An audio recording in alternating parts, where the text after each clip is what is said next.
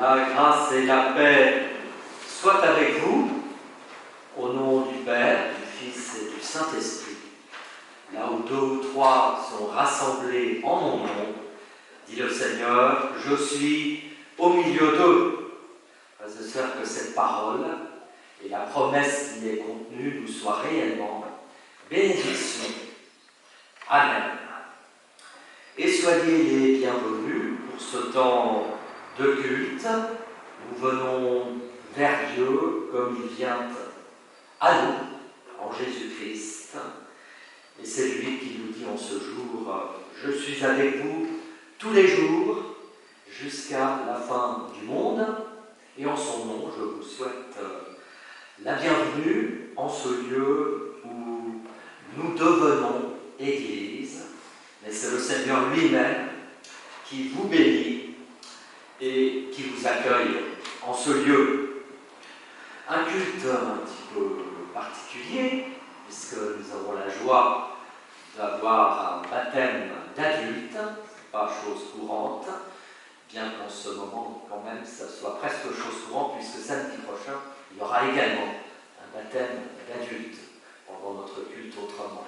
Voilà, aujourd'hui, c'est le baptême de Jean-Marc Guérinier, et nous sommes très heureux, bien sûr, de l'accueillir. Vous connaissez Thérèse, voilà, vous connaissez peut-être moins les enfants, la famille et les amis qui sont peut-être venus, c'est pas très bien, voilà, pour participer à ce moment important de la vie de Jean-Marc. Il y aura également la Sainte Seine. Alors pour ne pas trop rallonger le culte, j'ai raccourci la liturgie dite de la parole qui précède la lecture de la Bible. Et voilà pourquoi nous enchaînerons de la louange à la lecture de la Bible sans transition. Mais je vous invite néanmoins à vous lever pour chanter le premier chant spontané qui est indiqué sur votre feuille. Avec toi, Seigneur, tous ensemble.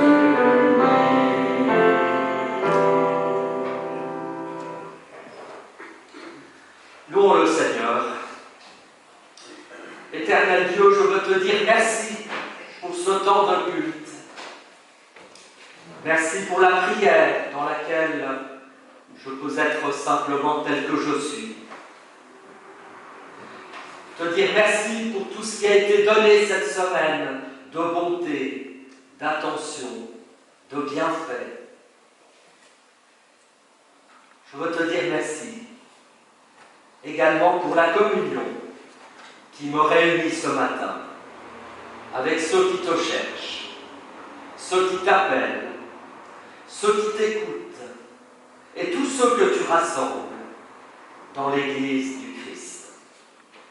Mon âme bénit l'Éternel et n'oublie aucun de ses bienfaits. Amen. Frères et sœurs, nous continuons ce temps de louange par le chant d'un psaume. Et vous trouverez le psaume 47e au début de votre recueil de chants, numéro 47A, très exactement.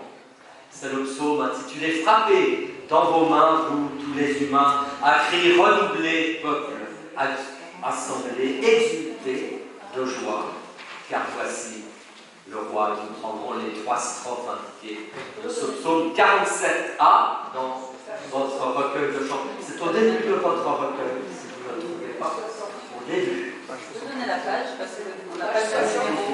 Page 68. Merci.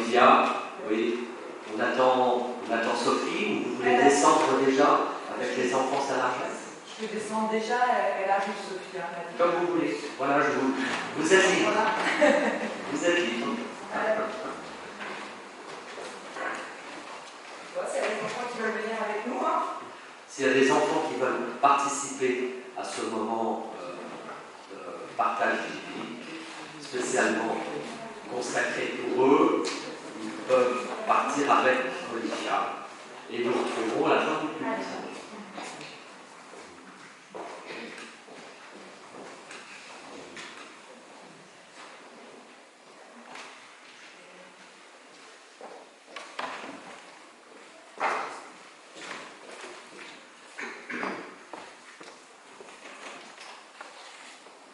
Prions. Seigneur notre Père, en ce premier jour de la semaine, en ce dimanche, nous sommes rassemblés pour être près de toi. Non pas chacun pour soi, mais tous ensemble. Et maintenant, nous désirons entendre un message qui nous vienne de toi et qui dépasse ce que nous nous disons nous-mêmes dans notre cœur, ce qu'ici et là, quelqu'un nous chuchote à l'oreille ou nous déclare à haute voix, qui dépasse ce que nous entendons à la radio ou lisons dans les livres et les journaux, ce que nous voyons à la télévision, car nous pouvons vivre seulement de cela. C'est ta parole, c'est toi-même, ta consolation, ton exhortation que nous désirons entendre. Et nous croyons que tu es là au milieu de nous ce matin et que tu veux nous donner ce dont nous avons le plus besoin, ce qui nous fait tant défaut et ce que nous ne saurions nous procurer par nos propres moyens. Aussi, veuille rassembler nos pensées dispersés, afin que nous soyons ouverts à ton égard, comme tu l'es pour nous tous, d'un bout à l'autre de la semaine. Oui, dispose par ton Esprit Saint nos cœurs et nos esprits à recevoir maintenant ta parole. Amen.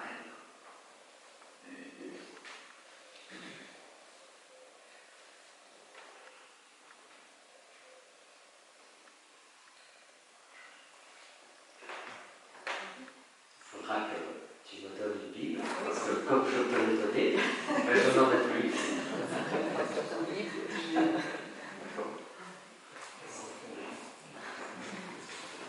Vous avez compris que Pierrette fera la seconde lecture. En première lecture, le livre du Deutéronome. C'est un des premiers livres de la Bible, de l'Ancien Testament, dans la Torah, un des 5 livres dits du Pentateuque, Genèse, Exode, Lévitique, Nombre, et le dernier des 5 est le livre du Deutéronome. Au chapitre 29, quelques versets qui évoquent un mot, et ce sera le thème de la prédication, le mot alliance. Chapitre 29, à partir du verset 9.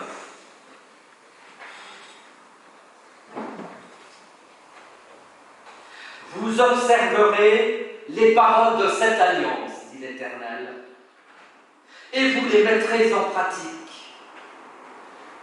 afin de réussir dans tout ce que vous ferez.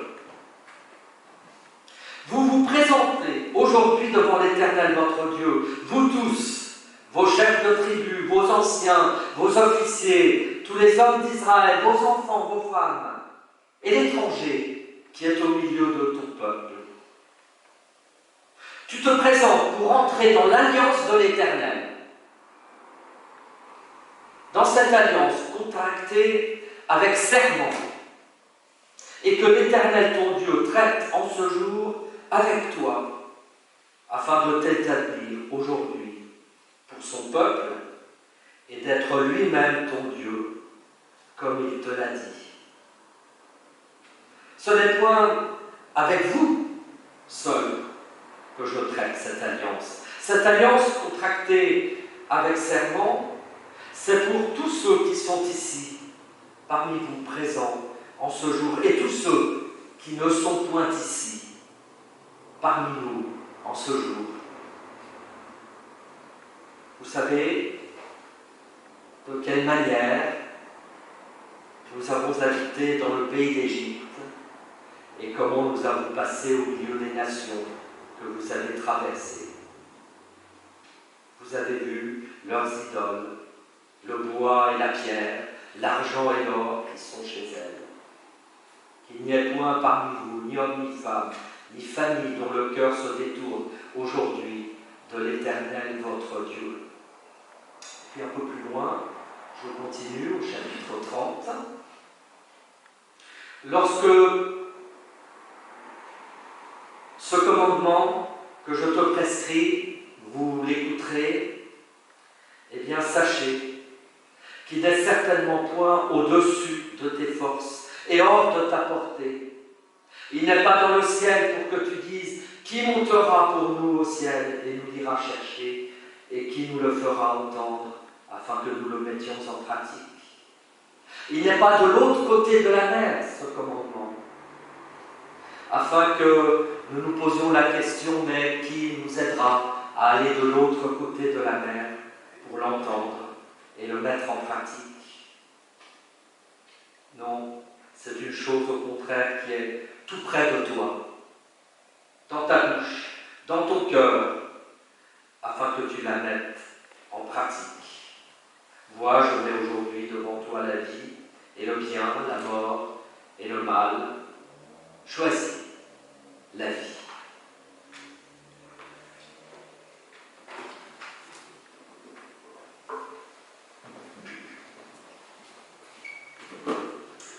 Un ange du Seigneur, s'adressant à Philippe, lui dit : lève-toi et va du côté du midi sur le chemin qui descend de Jérusalem à Gaza, celui qui est désert. Il se leva et partit. Et voici un Éthiopien, un eunuque, ministre de Candace, reine d'Éthiopie, et surintendant de tous ses trésors, venu à Jérusalem pour adorer, s'en retournait, assis sur son char, et lisait le prophète Ésaïe. L'Esprit dit à Philippe, « Avance et approche-toi de ce char. » Philippe accourut et entendit l'Éthiopien qui lisait le prophète Ésaïe. Il lui dit, « Comprends-tu ce que tu lis ?» Il répondit, « Comment le pourrais-je si quelqu'un ne me guide ?» Et il invita Philippe à monter et à s'asseoir avec lui. Le passage de l'Écriture qu'il lisait était celui-ci. Il a été mené comme une brebis à la boucherie, et comme un agneau muet devant celui qui le tond. Il n'a point ouvert la bouche. Dans son humiliation, son jugement a été levé. Et sa postérité, qui la déteindra? Car sa vie a été retranchée de la terre. L'eunuque dit à Philippe, « Je te prie, de qui le prophète parle-t-il ainsi? Est-ce de lui-même ou de quelque autre homme ?» Alors Philippe, ouvrant la bouche et commençant par ce passage, lui annonça la bonne nouvelle de Jésus. Comme ils continuaient leur chemin, ils rencontrèrent de l'eau. Et l'eunuque dit, « Voici de l'eau. Qu'est-ce qui empêche que je sois baptisé ?» Philippe dit, « Si tu crois de tout ton cœur, cela est possible. » L'eunuque répondit, « Je crois que Jésus-Christ est le Fils de Dieu. » Il fit arrêter le char. Philippe et l'eunuque descendirent tous deux dans l'eau, et Philippe baptisa l'eunuque.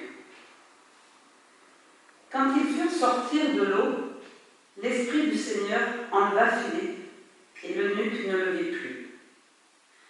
Tandis que, joyeux, il poursuivait sa route, Philippe se trouva dans Azote, d'où il alla jusqu'à Césarée, en évangélisant toutes les villes par lesquelles il passait.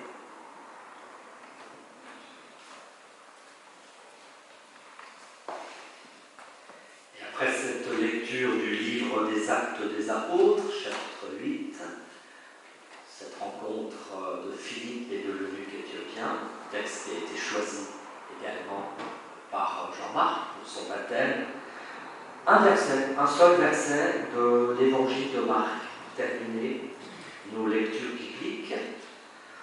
C'est au chapitre 1er, et juste après que Jean eut été livré, Marc nous dit que Jésus alla dans la Galilée, prêchant le royaume des cieux. Et puis, ce verset que je voudrais juste vous lire, c'est « En ce temps-là, Jésus vint de Nazareth en Galilée, et il fut baptisé par Jean dans le Jourdain. Et au moment même où il sortait de l'eau, il vit les cieux s'ouvrir et l'Esprit descendre sur lui comme une colombe. Et une voix fit entendre des cieux ces paroles. « Tu es mon Fils bien-aimé, en toi j'ai mis toute ma confiance. » Amen.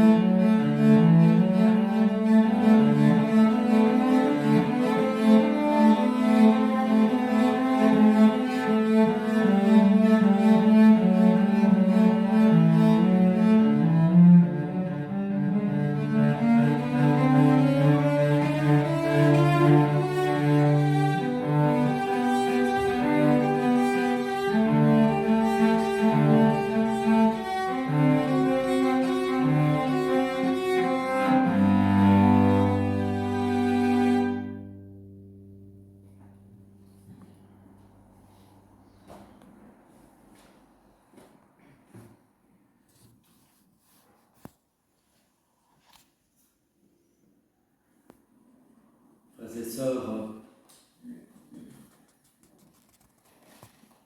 le baptême,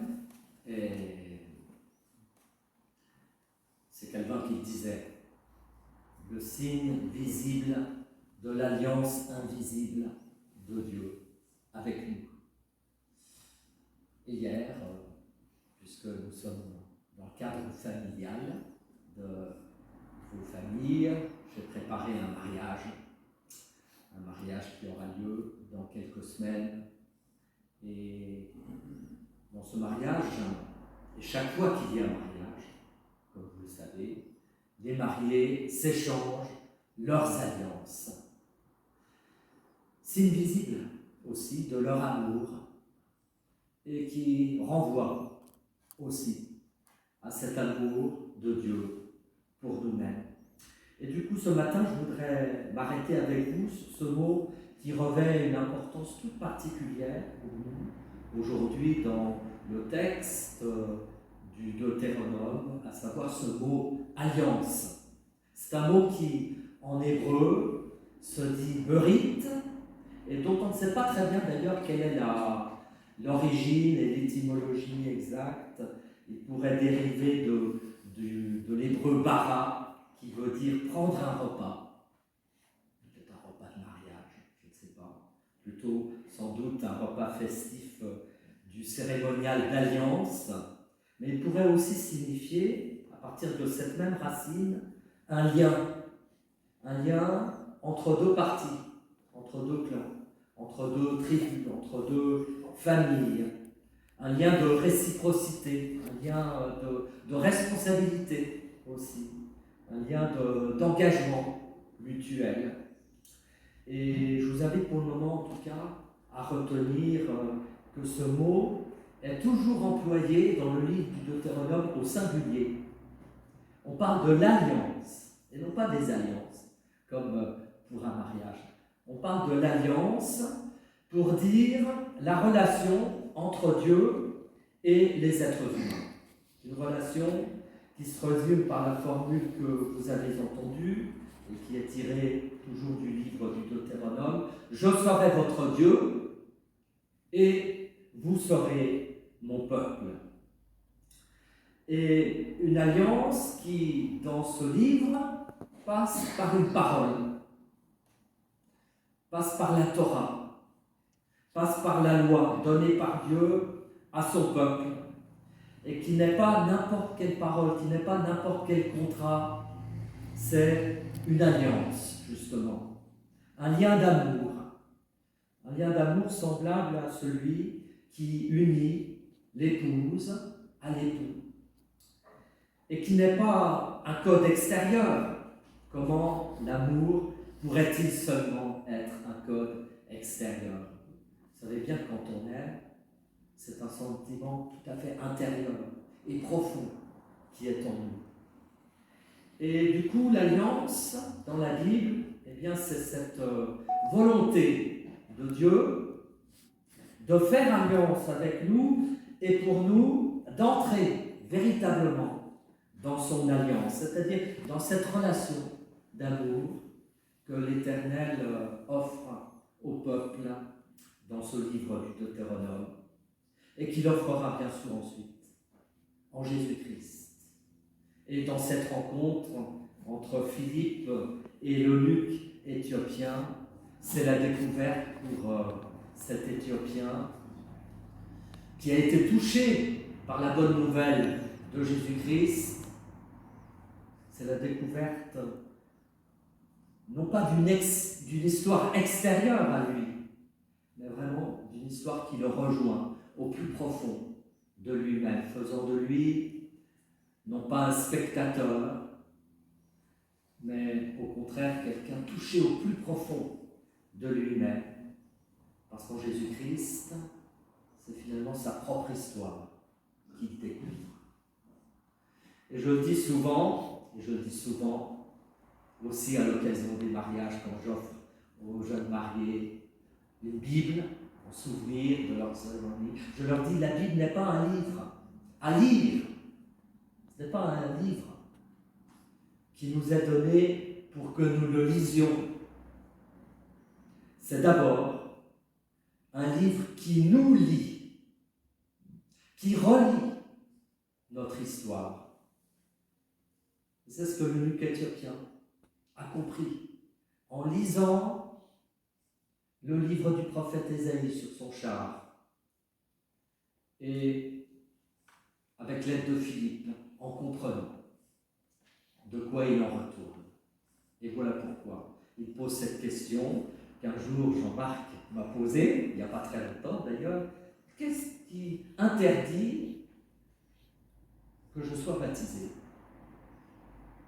Qu'est-ce qui empêcherait que je demande le baptême? Et j'ai dit à Jean-Marc, mais rien, car le baptême est sans condition.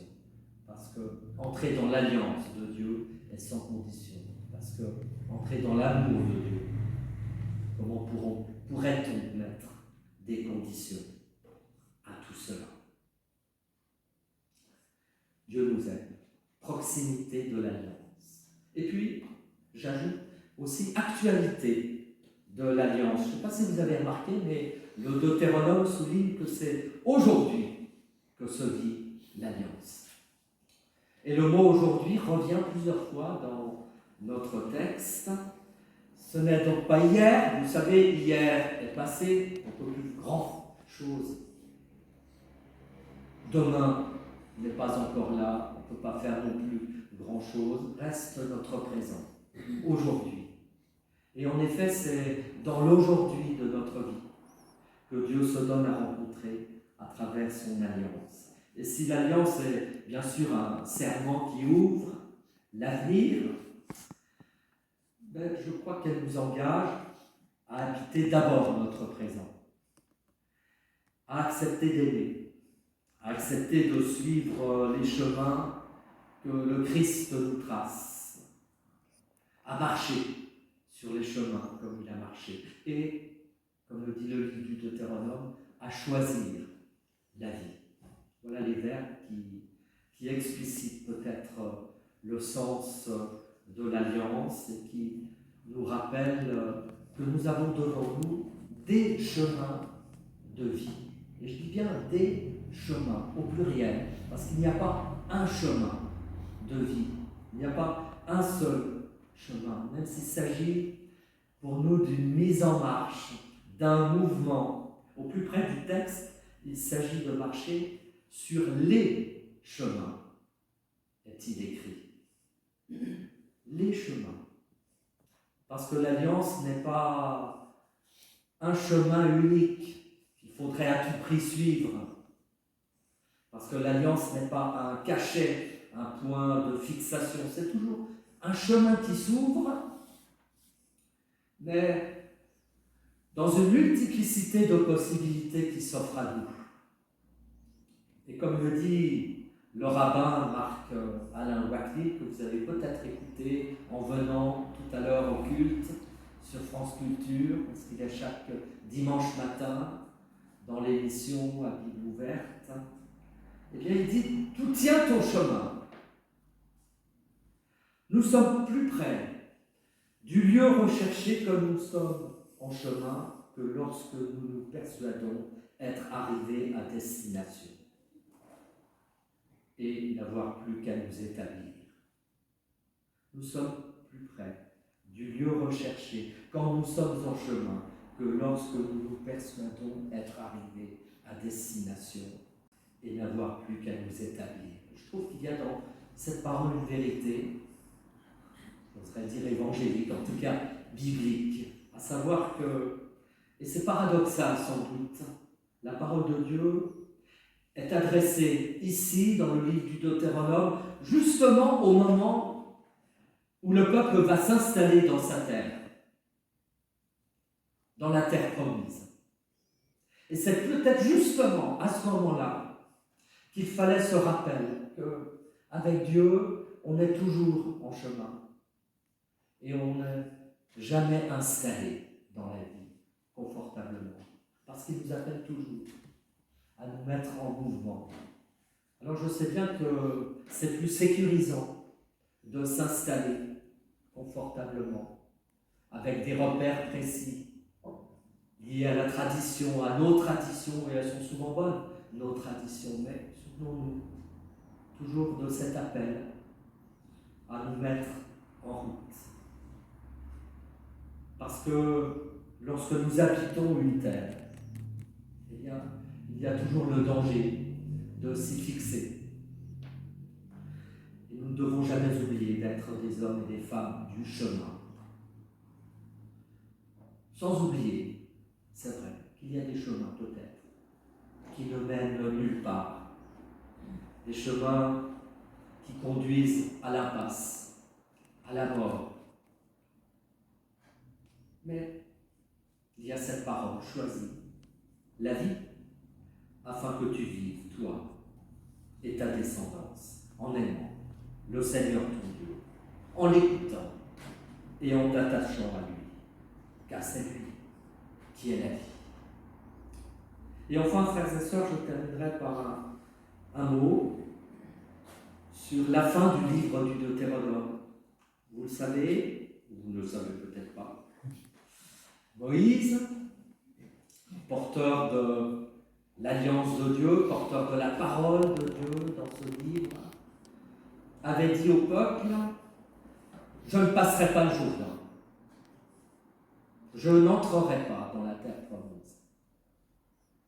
Et c'est vrai que Moïse n'est pas entré dans la terre promise, il a vu la terre promise de loin seulement, et il est resté en deçà du Jourdain. Et je ne sais pas si vous avez prêté attention, mais l'évangile de Marc commence par la mention de Jésus au Jourdain, qui passe justement le Jourdain, qui marche, qui s'avance, et qui, après avoir été baptisé, remonte des eaux du Jourdain et voit les cieux se déchirer, nous rappelant l'alliance de la terre et du ciel à ce moment-là. Oui, Jésus-Christ, Fils de Dieu, le bien-aimé, comme dit Marc, l'unique, on pourrait presque dire, venu accomplir dans son corps et dans sa mort sur la croix l'alliance nouvelle. Voilà le message que l'évangéliste Marc essaye de nous délivrer. Christ, victorieux du mal et de la mort, est venu en sa chair, on pourrait dire, incarner l'alliance de Dieu avec nous. Et c'est bien là aussi le sens du baptême. Nous baptisons aussi au nom de Jésus, au nom du Père, du Fils, du Saint-Esprit. Alors, Jean-Marc, que nous allons baptiser dans un instant, eh bien, je souhaite, et je lui souhaite la joie, te souhaite la joie de témoigner de celui dont la vie et la mort et la résurrection prennent le sens pour nous tous d'une alliance éternelle. Que celui qui a dit « Je suis avec vous jusqu'à la fin du monde » eh bien t'accompagne aujourd'hui et demain.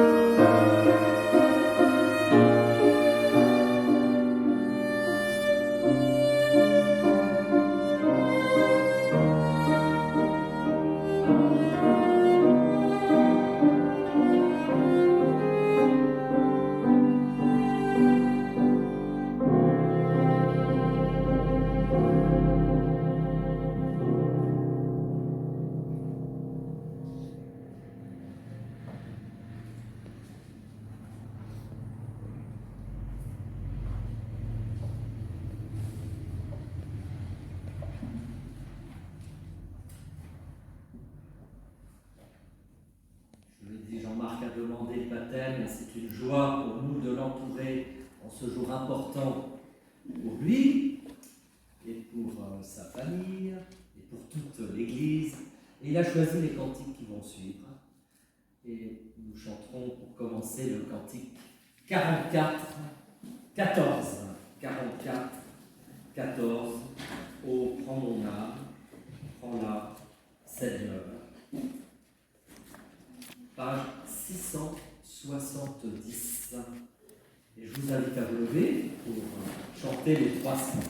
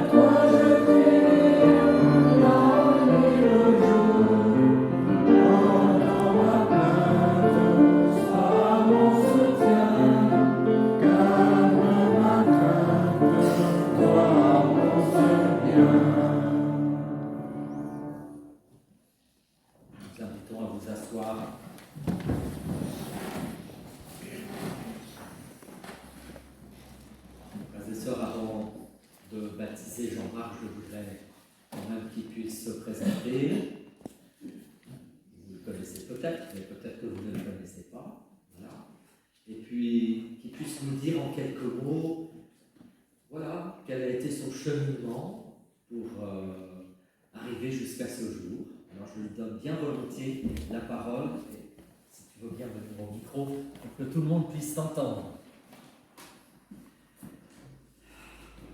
Bonjour.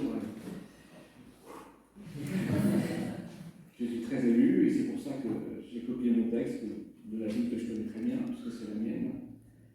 Et donc je tenais à me présenter en toute humilité, toute sincérité.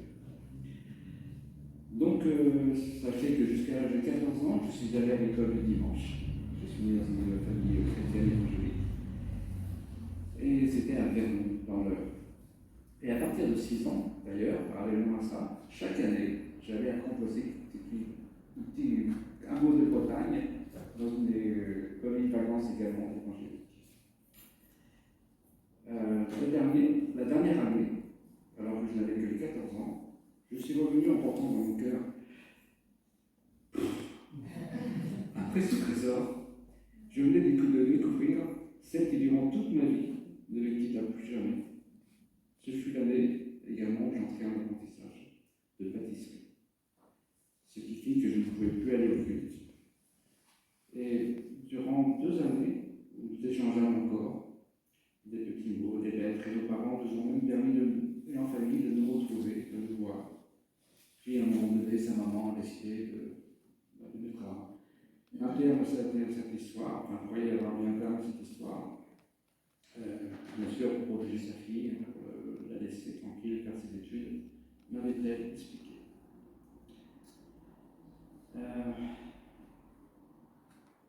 Et ceci m'a rendu très très malheureux. Dans mes prières, je demandais chaque soir, mon Dieu, mais aide-moi à la retrouver, aide-moi, je veux la retrouver, c'est elle que je veux. Mais il fut insensible à mes appels, mes SMS, c'est assez puissant. Et j'ai commencé déjà à être en colère après lui. Cette colère envers lui s'amplifia quand, quelques années plus tard, une de mes plus jeunes sœurs, alors âgée de 18 ans, fut emportée par une maladie foudroyante. Là, je me suis dit que ça commence à faire vraiment trop, ça continue à faire vraiment trop, que si Dieu existait, il ne pouvait pas permettre ça. Ces 2 épreuves me firent m'éloigner de lui. Mais un événement extraordinaire bouleversa ma vie, une 50aine d'années plus tard.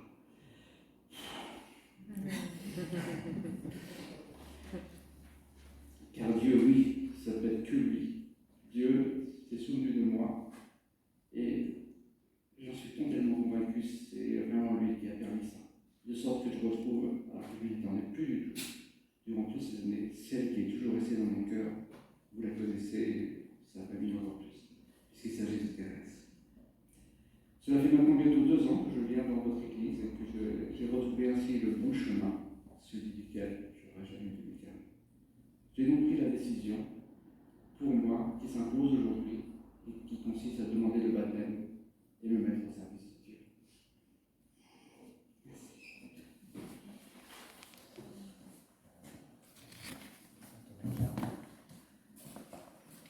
Avec Jean-Marc et en communion avec les baptisés de tous les temps et de tous les lieux, nous proclamons la foi chrétienne telle que l'Église l'a exprimée dans le symbole des apôtres. Et je vous invite à dire avec moi cette confession de foi. Je vais essayer de s'éteindre là et puis de poursuivre. Je crois en Dieu, le Père Tout-Puissant, Créateur du ciel et de la terre. Je crois en Jésus-Christ, son Fils unique, notre Seigneur, qui a été conçu du Saint-Esprit et qui est né de la Vierge Marie. Il a souffert sous Ponce Pilate, il a été crucifié, il est mort, il a été enseveli, il est descendu aux enfers. Le 3e jour, il est ressuscité des morts. Il est monté au ciel. Il siège à la droite de Dieu, le Père Tout-Puissant. Il viendra de là pour juger les vivants et les morts. Je crois en l'Esprit Saint. Je crois à la Sainte Église universelle, la communion des saints, la rémission des péchés, la résurrection de la chair et la vie éternelle. Amen. Et nous continuons par le chant qui est indiqué sur votre feuille après la confession de foi. Gloire à Dieu notre Créateur, gloire à Christ notre Rédempteur.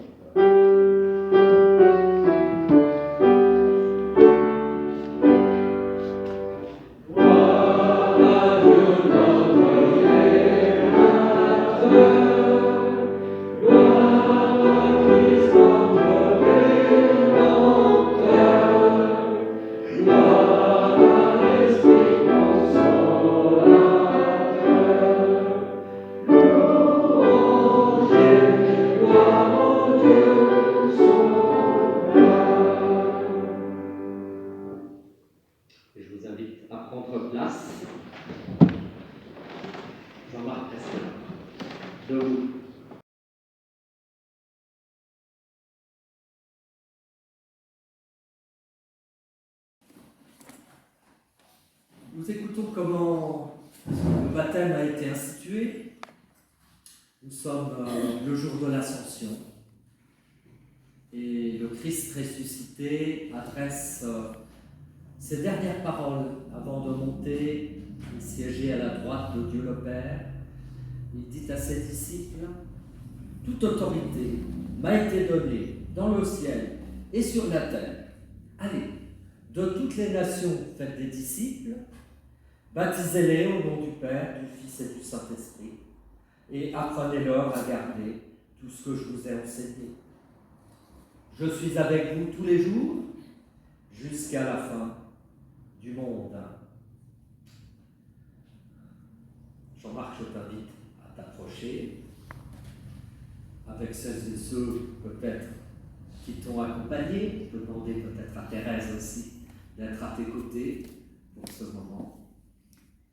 Et voilà, nous l'avons entendu de ta bouche depuis ton enfance. Tu as entendu la parole de Dieu à l'école biblique, à l'école du dimanche. Elle est devenue pour toi une bonne nouvelle. Certes par des chemins tortueux, mais Dieu écrit droit avec des lignes courbes. Vous connaissez cette maxime. Et aujourd'hui, te voilà, ici, devant nous, pour ce jour important. Dieu, en Jésus-Christ, te connaît par ton nom et il t'accueille sans condition. Aujourd'hui, tu demandes le baptême. Pour toi, s'accomplisse cette parole de l'apôtre. Nous aimons Dieu parce qu'il nous a aimés le premier.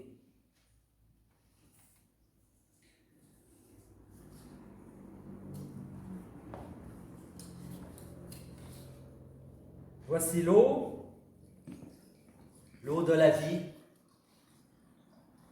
l'eau liée à la parole de Dieu, signe d'alliance, signe visible de l'amour invisible de Dieu. C'est avec cette eau que nous allons baptiser Jean-Marc, mais au préalable, je voudrais lui demander la question traditionnelle de l'Église à toute personne qui demande le baptême. Que demandes-tu? Le baptême. Crois-tu que Jésus-Christ est le Seigneur? Oui, je le crois. Eh bien, Jean-Marc, au nom du Père, du Fils et du Saint-Esprit, je te baptise. Pour toi, cette parole est vraie. Je suis la lumière du monde, dit Jésus. Celui qui marche avec moi ne marchera jamais dans l'obscurité. Que le Dieu qui est Père, Fils et Saint-Esprit t'accompagne aujourd'hui et toujours de son amour, de sa grâce et de sa paix. Amen.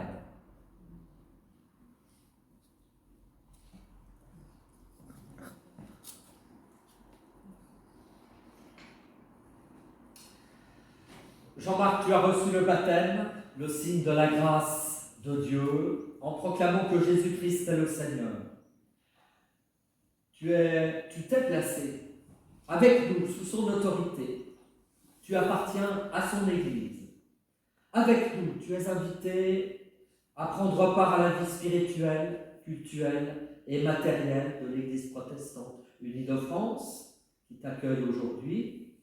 Tu es convié à nourrir ta foi, à la nourrir par la lecture de la Bible, par la participation au culte, par la participation à la Sainte Seine, comme nous le ferons dans un instant.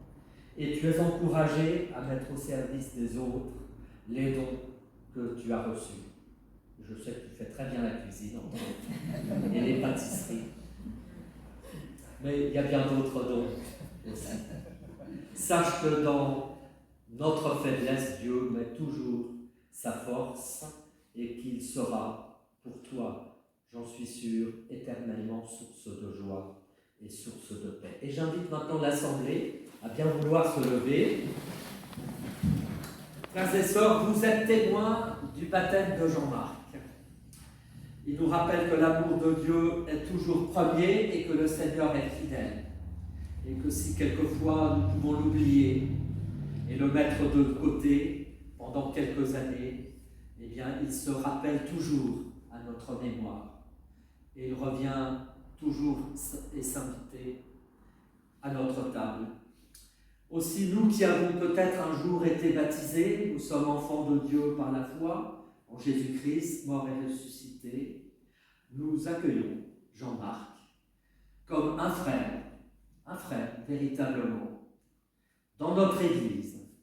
Aussi, acceptez-vous de l'accueillir comme un frère, de prier pour lui, de l'accompagner et d'être sa famille spirituelle. Si telle est votre libre volonté, veuillez répéter « Oui, que Dieu nous soit en aide ». Oui, que Dieu nous soit en aide. Eh bien, Dieu entend cette parole et il vous aidera à tenir vos engagements. Alors, j'en marque un petit souvenir de la part de l'Église, 2 livres. D'abord, un ouvrage « Être protestant est un bonheur ». Oui, c'est vrai, il faut le dire. Alors, être chrétien est un bonheur. Alors, ce livre qui t'accompagnera certainement pour quelques soirées, et puis moins spirituel, quoique. Confession gastronomique d'Alain Boer, avec 59 chefs cuisiniers et restaurateurs. Et au nom de l'Église, l'accolade fraternelle. Et nous chantons.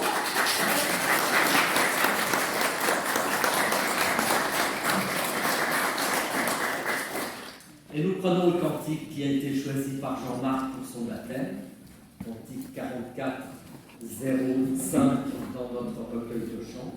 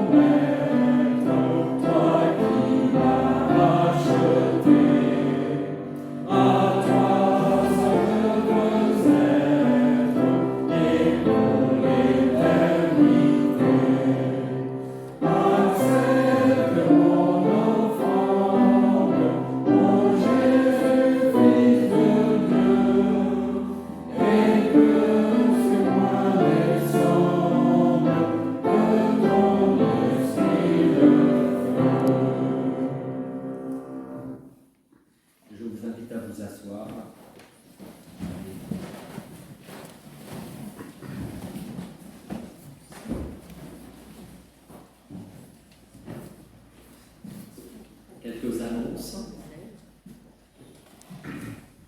après ces émotions. Quelques annonces concernant la vie de notre Église. Partage public sur le livre du Lévitique mardi et jeudi. Mardi à 18h exceptionnellement, sa largesse, et jeudi à 14h30. Voilà, bienvenue à tous ceux qui veulent partager ce livre du Lévitique, et donc mardi et jeudi. Le prochain culte, les 2 prochains cultes à Grasse, auront lieu des samedis. Attention. Donc prochain culte, les 2 prochains samedis, à 18 heures. Et samedi prochain, nous aurons la joie d'avoir également un baptême d'adultes au cours de ce culte, en la personne de Nadia, qui est là, présente avec nous, présente avec nous. Et nous nous réjouissons aussi de ce moment, qui sera certainement aussi émouvant. Il a été le baptême de Jean-Marc. Donc rendez-vous samedi prochain à 18h. Ce sera un culte autrement, donc un peu différent de celui-ci, puisqu'il a été préparé par les jeunes du catéchisme, mais au cours de ce culte, il y aura ce baptême. Et puis le samedi suivant également à 18h. D'autres festivités, d'abord un culte de l'Ascension, le jeudi de l'Ascension. C'est un jeudi férié, vous le savez, c'est un long week-end en général, mais c'est quand même d'abord une fête religieuse.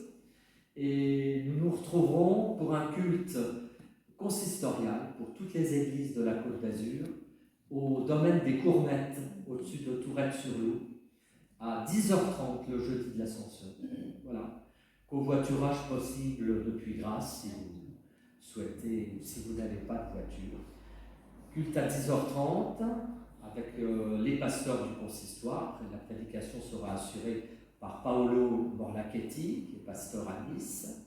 Et puis à midi, pique-nique, tout simplement, avec l'après-midi, visite du domaine, si vous ne le connaissez pas, avec une équipe d'Arocha qui vous conduira, ou bien libre promenade, randonnée dans les environs. Donc jeudi de l'Ascension, 26 mai. 26 mai. Et puis, ensuite, nous aurons le dimanche de Pentecôte, avec baptême et confirmation, deux jeunes en particulier du catéchisme. Et puis, le 12 juin, encore un moment de fête, puisque ce sera la fête de la paroisse, la fête de l'amitié, et ce sera aussi mon culte de départ de la paroisse de Grasse. Mon culte de départ devant sera le dimanche prochain, mais pour Grasse, ce sera le 12 juin. Merci. Si vous souhaitez manger, parce qu'un repas est prévu, vous vous inscrivez auprès de Christiane, qui est ici, présente, ou vous lui envoyez un mail. Sur le bulletin, c'est marqué. Vous avez toutes les informations sur le bulletin, et si vous n'avez pas le bulletin, il est à la sortie, emportez-le. D'autres annonces? Alors ce sera le moment de l'offrande avant la liturgie de la scène.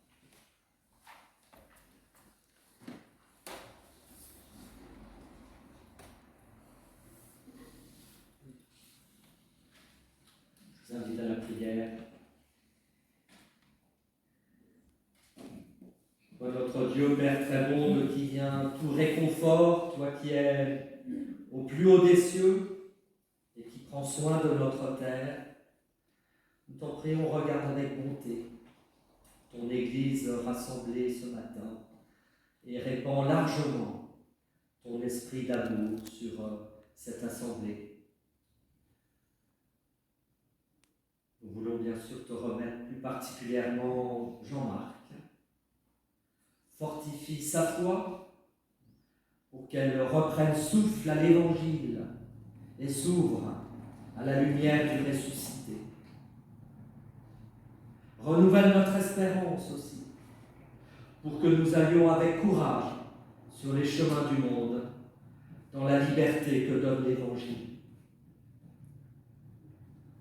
Accorde à chacun d'entre nous l'esprit de service, l'esprit de témoignage, pour que nous suivions ta parole, pour que nous suivions ton Fils bien-aimé, Jésus, lui qui est avec nous tous les jours, jusqu'à la fin du monde.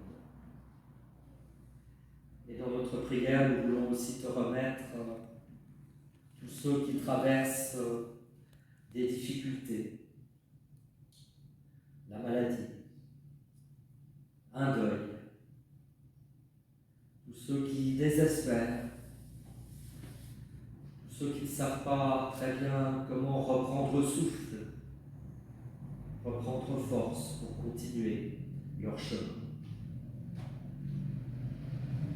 Mais pour chacun, en évidence, la vie, la joie. Et la joie qu'il y a à vivre dans ta création, en dépit des soucis, des peines, des obstacles du chemin. Et que ta paix, qui surpasse toute pensée et toute intelligence, repose sur le monde et sur nous tous. Et c'est avec confiance que nous terminons cette prière en te disant d'une même voix et d'un même cœur: Notre Père, qui es aux cieux, que ton nom soit sanctifié, que ton règne vienne, que ta volonté soit faite sur la terre comme au ciel. Donne-nous aujourd'hui notre pain de ce jour. Pardonne-nous nos offenses, comme nous pardonnons aussi à ceux qui nous ont offensés. Ne nous laisse pas entrer en tentation, mais délivre-nous du mal, car c'est à toi qu'appartiennent le règne, la puissance et la gloire, pour les siècles des siècles. Amen. Prenons le cantique 36, 28. Dans notre recueil de chants, vous trouvez ce cantique à la page 527.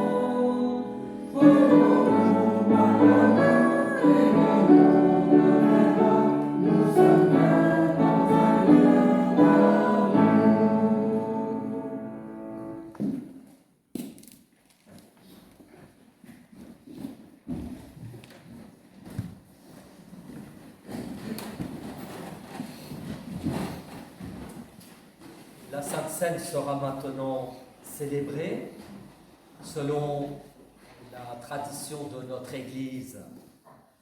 Chacun est invité à prendre le pain et le vin de la Seine, quelle que soit son origine, quelle que soit son Église d'origine. Voilà. Que chacun donc se sente libre de prendre part à ce repas. Et selon la tradition, cette fois-ci, de cette église locale, nous ferons un cercle autour de la table de communion qui se prolongera dans l'allée centrale. Nous essaierons de faire cela dans un ordre, bon ordre, discipliné, recueilli, voilà, au mieux, disons.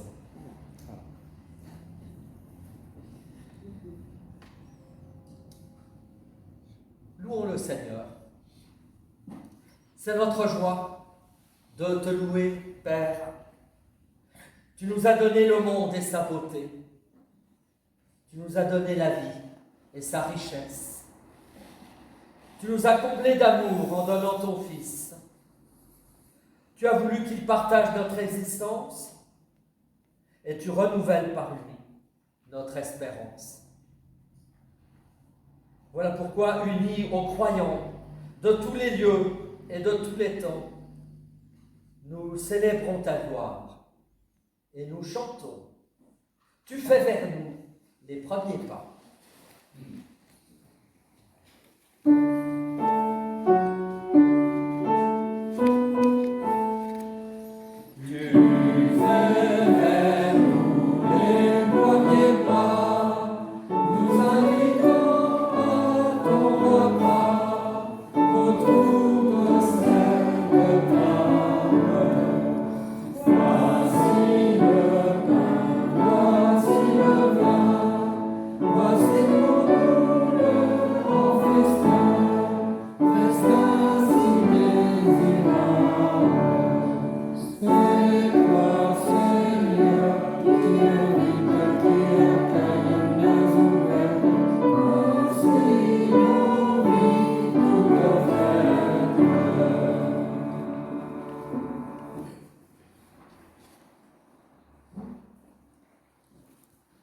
Écoutons, frères et sœurs, comment ce repas a été institué. Le Seigneur Jésus, dans la nuit où il fut livré, prit du pain, et après avoir rendu grâce, il le rompit et le donna à ses disciples, en disant « Ceci est mon corps qui est donné pour vous, faites ceci en mémoire de moi. » De même, après avoir soupé, il prit la coupe et dit « Cette coupe est la nouvelle alliance en mon sang. Faites ceci en mémoire de moi, toutes les fois que vous en boirez. » Et je vous invite à la prière. Notre Dieu et notre Père, nous voici réunis pour partager maintenant le pain et le vin, en mémoire de la mort et de la résurrection de ton Fils. Envoie sur nous ton Esprit Saint. Envoie sur nous ton Esprit pour que nous recevions ce pain et ce vin comme les signes dont notre foi a besoin, et qu'ils soient notre force, notre joie, jusqu'au jour où nous vivrons dans la plénitude de ton royaume. Amen.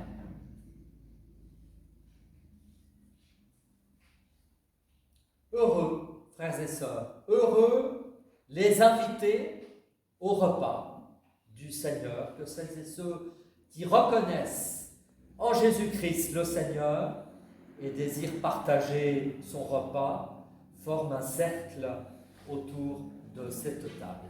Venez, car tout est prêt.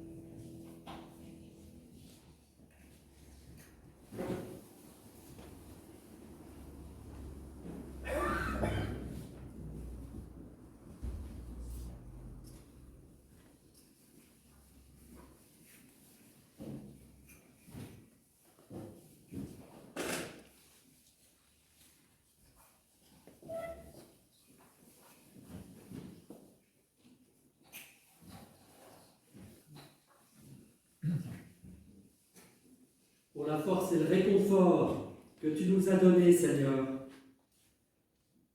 Béni sois-tu.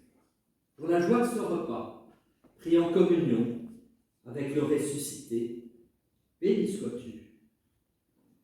Pour l'unité en un même corps de celles et ceux qui partagent le pain et le vin, béni et loué sois-tu. Amen. À toi la gloire, au ressuscité, à toi la gloire pour l'éternité. C'est le cantique, première strophe que nous chantons.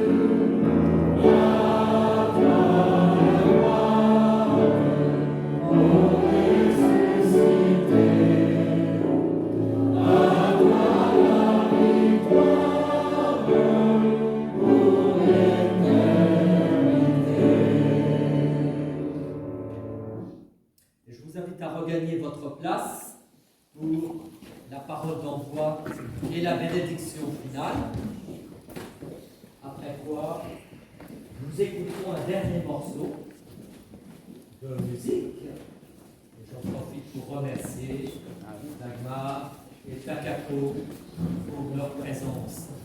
Et Jean-Marc, Thérèse vous invite à partager un verre de l'amitié à l'issue de ce culte devant la porte de la chapelle.